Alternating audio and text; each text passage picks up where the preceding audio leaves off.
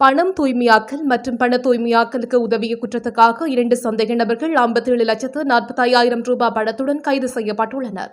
கடந்த 13ஆம் தேதி இந்த சந்தேக நபர் கைது செய்யப்பட்டுள்ளார் என போலீசார் தெரிவித்துள்ளனர். கைது செய்யப்பட்ட சந்தேக நபர்கள் வெள்ளவத்தை கிருளப்பனை பகுதியைச் சேர்ந்த 49 மற்றும் 39 வயதுடையவர்கள் என தெரிவிக்கப்படுகிறது. பதில் போலீஸ் மா அதிபரின் அறிவுறுத்தலுக்கு அமைய நாடளாவிய ரீதியில் மேற்கொள்ளப்பட்டு வரும் சோதனை நடவடிக்கையில் கிருளப்பனையில் வைத்து கைது செய்யப்பட்டுள்ளனர். முச்சக்கர வண்டியில் சந்தேகத்துக்கிடமான முறையில் நடந்து கொண்ட 2 நபர்கள் கைது செய்யப்பட்டு கிருளப்பனை போலீஸ் நிலையத்தில் ஒப்படைக்கப்பட்டனர். சந்தேக நபர்களிடமிருந்து 57,40,000 ரூபாய் பணம் பறிமுதல் செய்யப்பட்டது. கைது செய்யப்பட்ட சந்தேக நபர் ஒருவர் அப்பகுதியில் எரிவாயு கடை நடத்தி வருகிறார். மேலும் அவர் சட்டவிரோத போதைப்பொருள் கடத்தலிலும் ஈடுபட்டுள்ளார் என்பது விசாரணையில் தெரிய வந்துள்ளது. இதற்கிடையில் பணம் தூய்மையாக்கல் உதவிக்காக மற்ற சந்தேக நபர் கைது செய்யப்பட்டுள்ளார்.